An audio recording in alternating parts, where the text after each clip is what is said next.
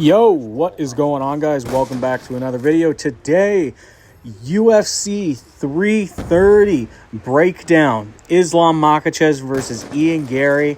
Let's just jump right into the card here. First fight on the card, we have Jeremiah Wells versus Makhachev Orabai. And for me, I think this fight should be an absolute domination. Orabai, using his wrestling is going to destroy Jeremiah Wells. The caveman himself is going to get it done easily. I mean, I'm pretty sure he's like a minus 600, and I feel like that's deserved because this guy's just an absolute beast. Makhachev Orabai is super underrated. Like, welterweight right now is so stacked that we don't even talk about this guy. But if I'm being honest, he is a serious contender. But hey, back to the fight. Jeremiah Wells, he's more of a bodybuilder than a fighter. And I really think that the pace and the pressure from Orabai is going to be too much. And if Orabai doesn't get the finish early, I think he dominates him and gets the decision, mainly due to the cardio issues of Jeremiah Wells. I mean, like I said, this guy's more of a bodybuilder than a fighter. I don't think he has the conditioning to go all the way. But I don't even think this fight goes all the way. My official pick is Makhachev Orabai by a round 2 submission. Next fight on the card, Rafael Tobias versus Lucas Fernando. Lucas Fernando making his UFC debut. As much as I don't like taking a debuting fighter, I really think he wins this fight. And my main reason for that, it just comes down to the size and reach advantage. Like, from what I've seen, Fernando has these dangerous straight punches that have heavy power behind them. And I don't really rate Rafael Tobias very highly. I think he's going to be shooting sloppy takedowns in this fight just to try and stay in it. And I really don't think that works. Like, Tobias strives when he can frame mog somebody, and he's not going to be able to do that to Lucas Fernando. My official pick is Lucas Fernando by round 2 knockout. Next fight on the card, Vicente Luque versus Tresean Gore. Man, the Vicente Luque resurgence is crazy. I mean, this guy's been on a run lately. I think he's on a 2 or 3 fight win streak. You know, just when I thought that this Unk was out of the game, he brings it back and is able to get a couple wins. And with that momentum, I really think he can take over and win this fight. And I just think he's better than Tresean Gore. The only advantage that Tresean Gore is going to have is the speed factor due to his youth. But I think Luque has the heavy power and grappling advantage. And honestly, I could see Luque getting a finish in this fight. How I think it goes is I think he knocks down or rocks Tresean Gore. Either Luque gets on top of him from knocking him, or Tresean Gore, when he's rocked, shoots a sloppy takedown, and Vicente Luque wraps it up with his crafty Darce choke, the signature choke from the crafty Unk himself. My official pick, it might be a little controversial, but I think that Vicente Luque is going to get the round 1 submission in this fight. Next fight on the card, we have Neil Magny versus Ramiz Brahimaj. We have the Neil Magny Masterclass incoming. Unk is going to craft it up using his height and reach advantage, and it's just that simple. Trust me on this. The only way Ramiz Brahimaj gets it done is by an early finish, and I really don't think that happens. Like, Neil Magny, I feel like, is going to survive the early onslaught. He's going to weather the storm, and he's going to take Brahimaj into deep waters. I mean, this is what Neil Magny does. I mean, who does that to Mike Malott? Let's be real here, guys. But hey, honestly, I could even see Neil Magny getting a finish in round 3, similar to the Mike Malott fight, where maybe Ramiz Brahimaj is keeping the fight competitive. He's doing good, and then Neil Magny just turns the tide and gets it done.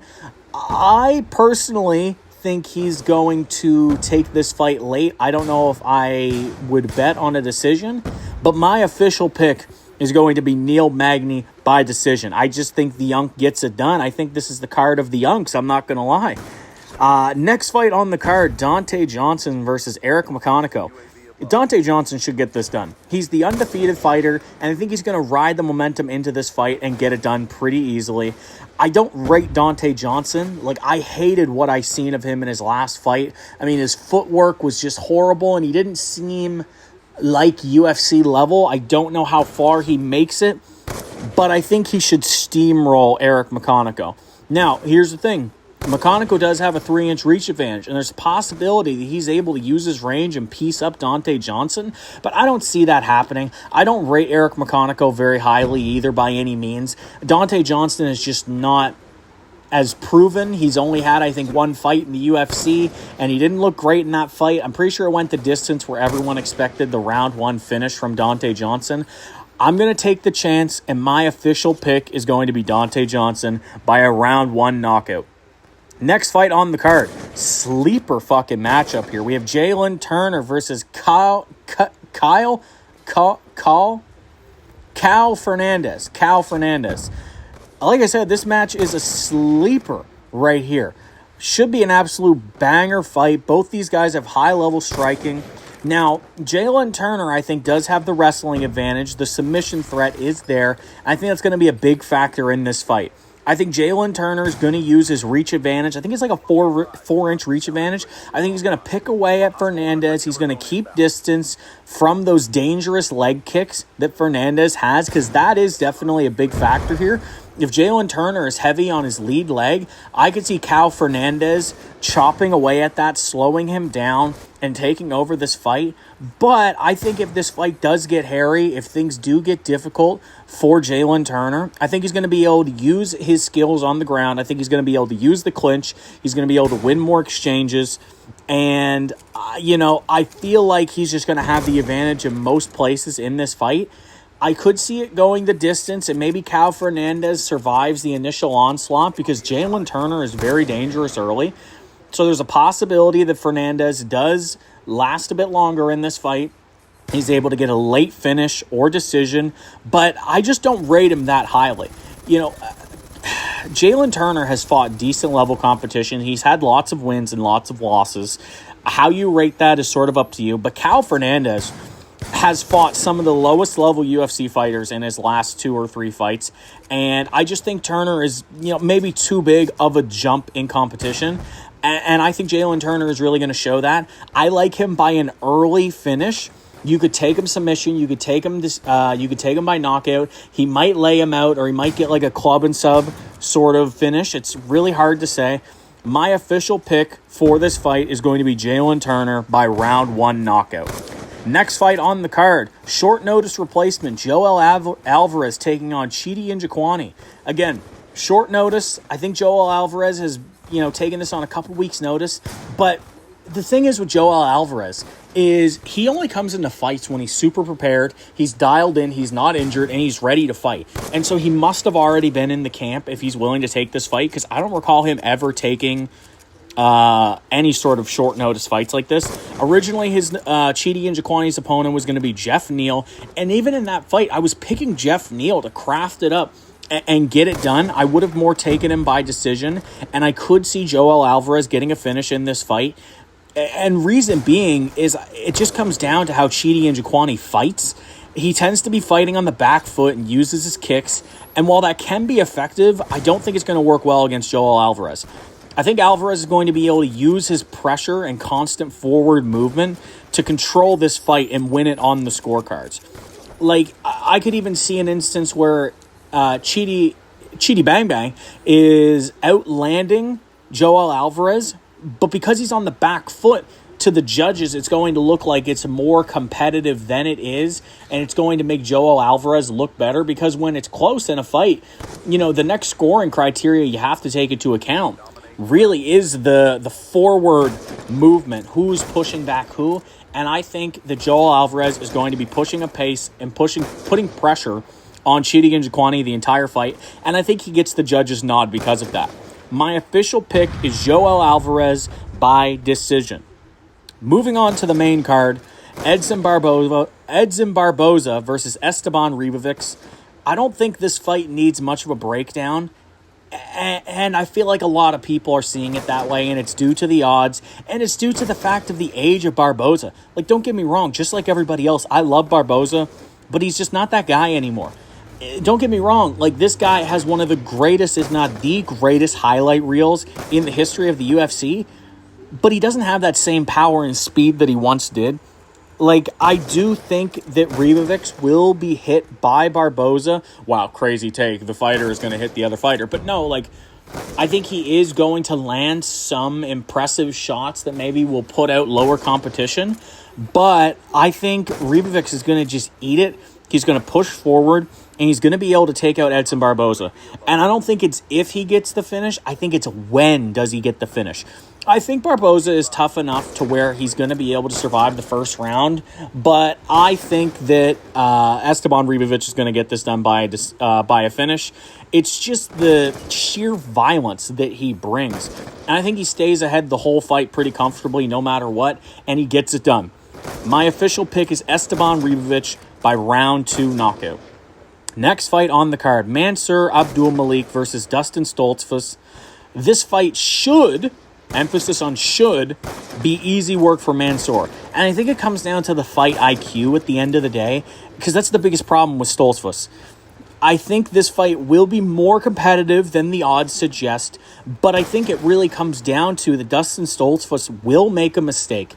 It's not if he makes a mistake, it's when he makes a mistake. And when he does make that mistake, I think Mansour Abdulmalik is going to be able to capitalize on it and finish Dustin Stoltzfus. I think no matter what, he's going to get the win. I don't know for sure if Mansour Abdulmalik is going to get the finish because I don't rate him all that highly as a prospect. Maybe this fight's going to prove me wrong because Dustin Stoltzfus is a good fighter. He's just lacking the IQ and the decision-making in the moment. I think that's going to get him caught. I think that's going to cause some problems. I think that Mansour Abdulmalik is going to get it done by a round 1 knockout. Next fight on the card, we have Charles Johnson versus Jose Ochoa. And let me tell you something, I hate this matchup. And the reason being is because I love Johnson. He's like one of my favorite kind of low-key fighters, and it just makes me sad because I don't see him winning this fight anywhere. And let me break it down. The real reason of that is because Charles Johnson is such a slow starter, and Jose Ochoa starts so fast and so powerful.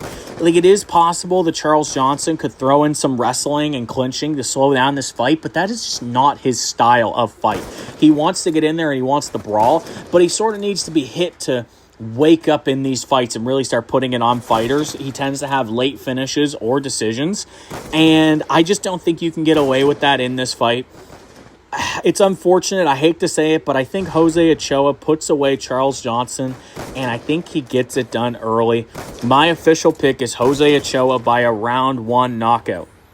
The co-main event of the evening, Mackenzie Dern versus Jillian Robertson. And I think this is a very competitive matchup, but I think there's a clear winner, and I think that's Mackenzie Dern. She is just on a different level, and unless it's Zhang Wei Li or I guess you could say Fatima Klein because she is on the up right now. Unless it's Zhang Wei Li or Fatima Klein, I don't think anybody in this division is going to take Mackenzie Dern. I don't think they're going to take her a decision and win. I don't think they're going to finish her. Like, don't get me wrong. I like Jillian Robertson. I mean, for fuck's sake, she is a Canadian. I want a Canadian champ. She just seems like great, honestly. And she's a great fighter, don't get me wrong. But I don't see where she can win this fight. On the feet, Mackenzie Dern can just drown her. And if Jillian Robertson takes this to the ground, you're in Dern's world. Like, Dern has some of the highest level jiu-jitsu out there. In the UFC, that is. And I just think that she's on another level compared to Robertson. She doesn't win in the striking. She doesn't win in the ground. And she definitely is not winning the decision in this fight. I lean towards a decision.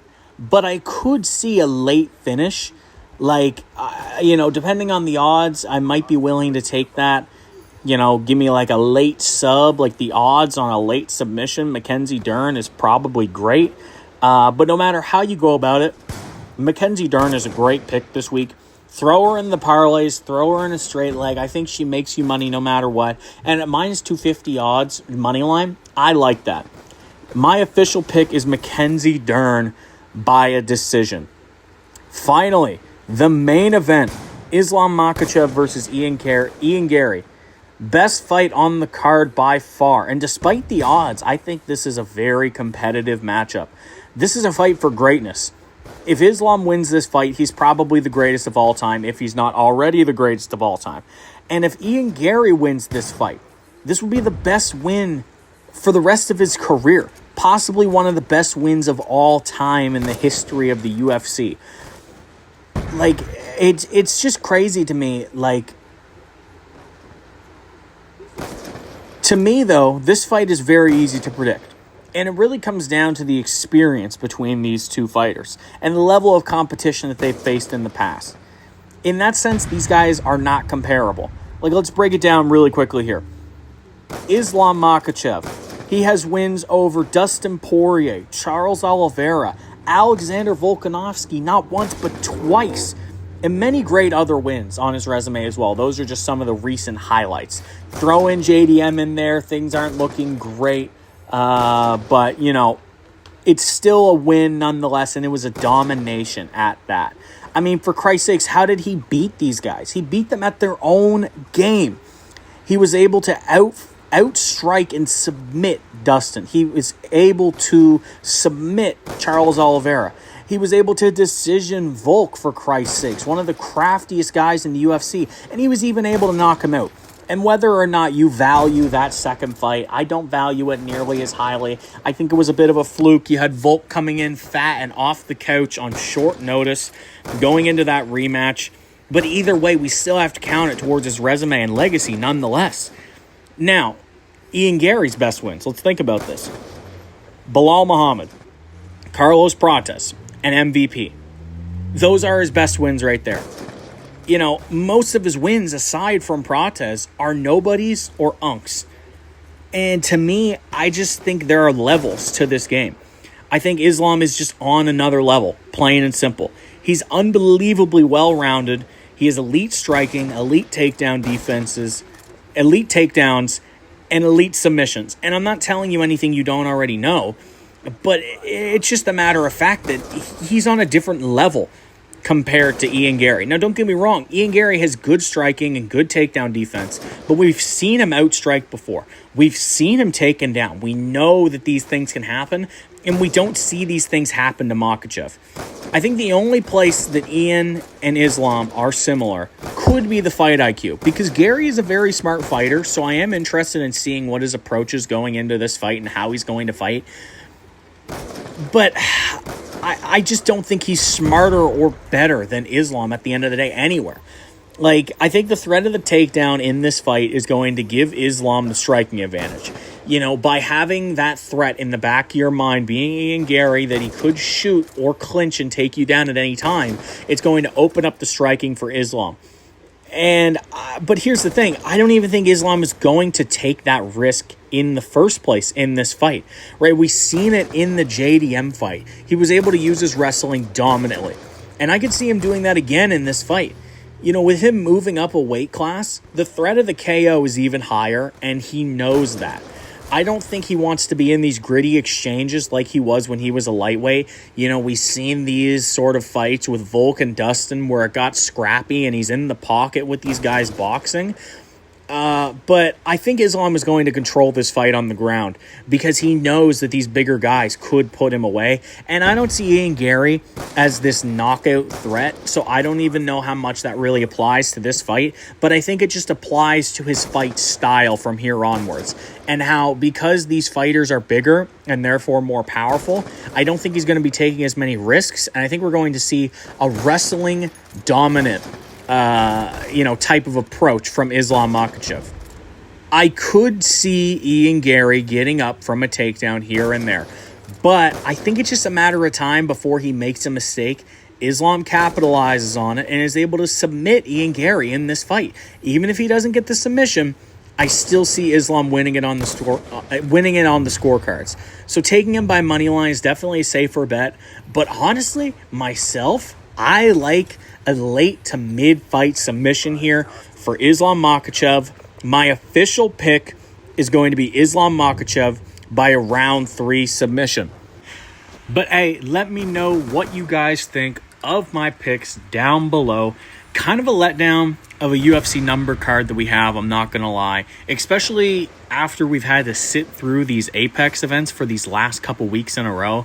But it could be worse. Me personally, though, I would just like to see more ranked fighters and some bigger matchups that have, I guess, higher stakes. Like, I guess think about it like this. What do these matchups even do for these fighters? Because I don't think they really do much. I don't think there's much at stake here except the main event and co-main event, which is like a given no matter what. But hey, either way, let me know your guys' thoughts on this cards and who you have in the main event. Thank you guys for watching. I will see you in the next video. Peace out.